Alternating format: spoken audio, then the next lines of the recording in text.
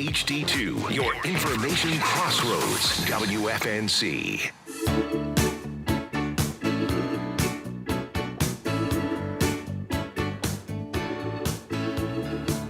News Talk 640 WFNC. You see the name on the screen. It says Mitch Colvin. That's not me. He is the man that's on the phone right now. Mr. Mayor, are you standing by with us right now? Good morning. How are you? I did you a great service. I had my picture up and your name underneath me. You never looked better. Well, I appreciate that. Well, every time you come in here and we take a picture, you always put your hand over top of my head like it's a dome or something like that.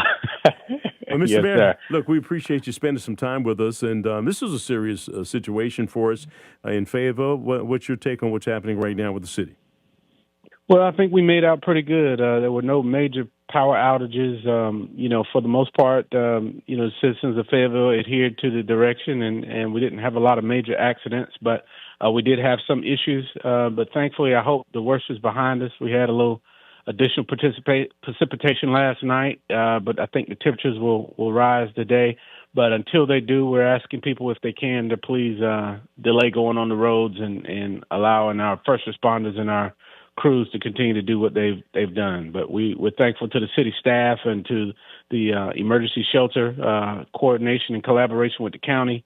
We had folks that took advantage of that, and also the Salvation Army came back online right on time so that we could help get some of our unsheltered population out of these cold temperatures. Yeah, Mr. Mayor, we've been talking about this. You come in every week and we talk about the need for shelters for the less fortunate in our community. I'm glad to see the Salvation Army is back on, but we're not out of the water yet because we're expecting some cold temperatures in the next couple of days.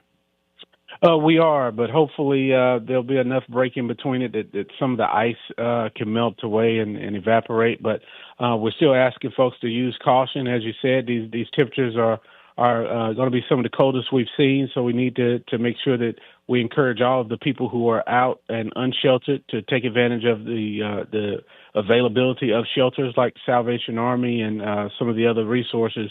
But, we can get through it. Our community have seen this before. We're just asking all of us to join together so that we can make sure that we all come out okay. I had Kirk Debier on here during 7 o'clock hour, and I asked him, I want to ask you the same thing, just so we can get just a perspective of where people live and what conditions are like them. I think it's pretty much the same just about throughout Fayetteville. What part of the city do you live in, and what are conditions like specifically where you are? I live in North.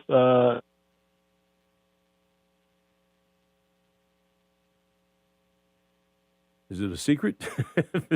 Mr. Mayor, did we lose the mayor? Looks like we as soon as he was about to give out his address and everything so we could all go over and eat, he jumped off the line. Typical.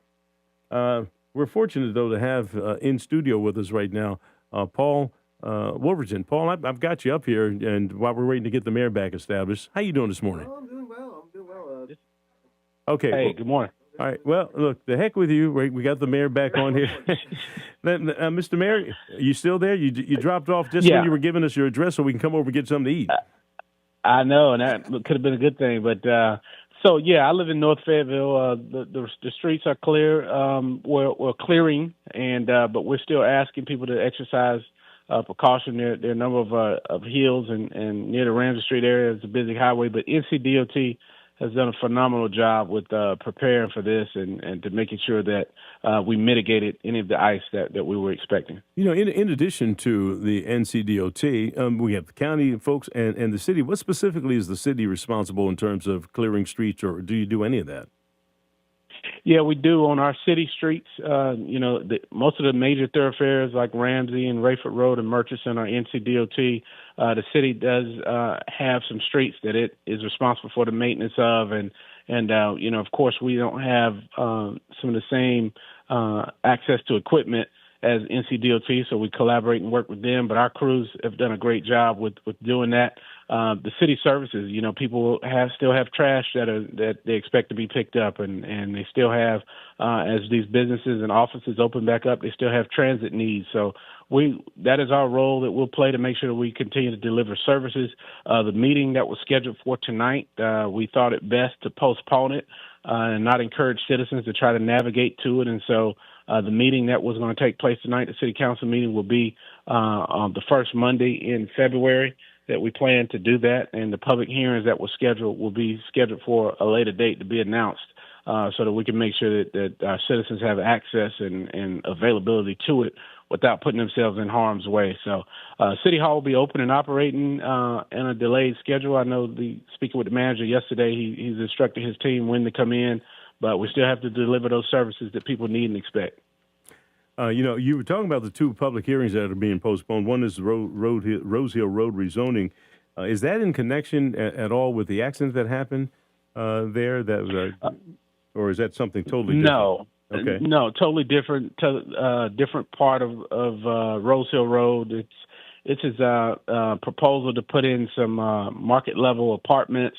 Of course, we have a housing shortage here in the city, but we want to make sure that we have safe access, and for people to be able to come that are interested in that, either for or against it.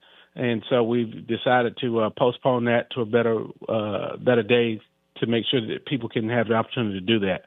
And the other one is for the no parking situation inside of neighborhoods, to where the citizens can determine on their street if they want to have a multi-use lane that is available for walking and biking and skating and other things only, or if they want to allow parking. And so the city chose to have a public hearing, and we look forward to hearing from the citizens on those two items. Well, and that's normally a very specific thing that, as you mentioned, deals with each individual community.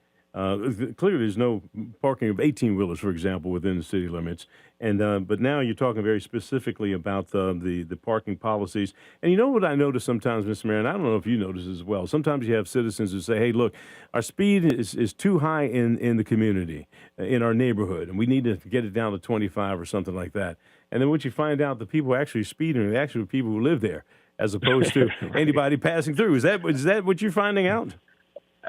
We do. I hear it all the time. I have citizens say, hey, I need to see the police more to enforce the speeding over here and the people that are getting the tickets. And then a few weeks later, I'll get called and say, why the police over here harassing me? I got a speeding ticket. So, it's a kind of a lose-lose situation. But those are our citizens. We do exactly what we try to address every issue that they want. But this public hearing will allow them to make a decision to give us input so that the city council can take that in consideration. All right, so the meeting was scheduled for today is postponed until February 23rd. That's the regular city council meeting that was supposed to take place today.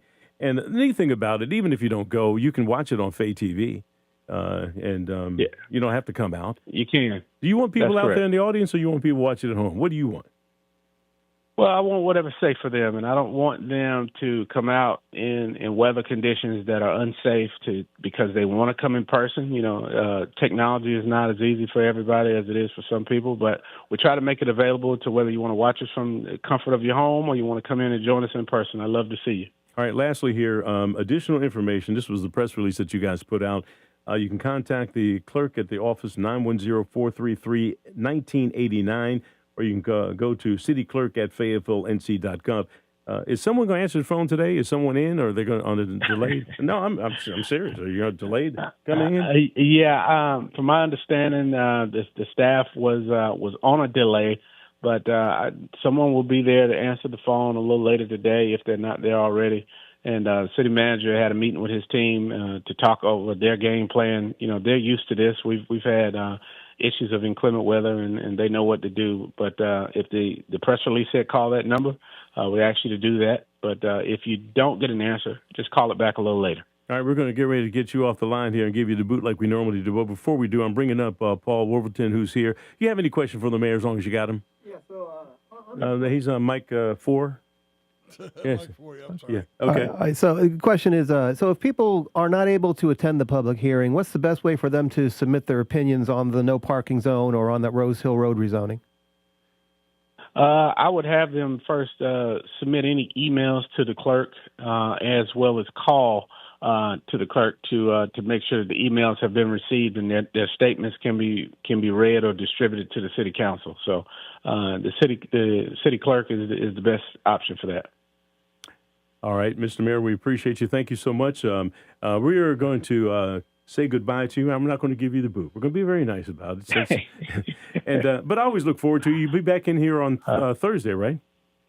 Yes, sir. Okay. All right. Look forward to it. Y'all stay safe. All right, Mr. Mayor, thank you. Mayor Mitch Colvin, Fayetteville, we appreciate you. Thank you so much. You're listening to News Talk 640 WFNC. We've got Fayetteville's most dependable forecast with CBS 17 meteorologist Rachel Dunsey.